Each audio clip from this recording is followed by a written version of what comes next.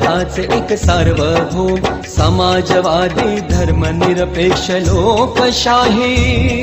गणराज्य घडवण्याचा त्याच्या सर्व नागरिकास सामाजिक आर्थिक व राजनैतिक न्याय विचार अभिव्यक्ती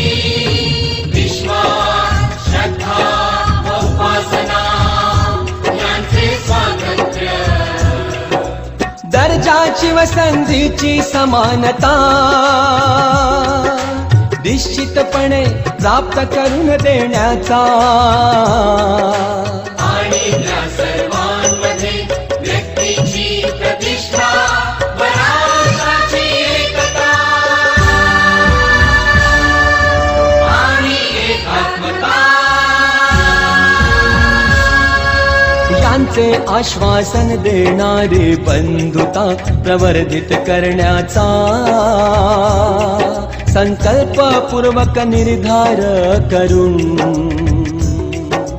आमच्या संविधान सभेत आज दिनांक 26 नोव्हेंबर 1949 रोजी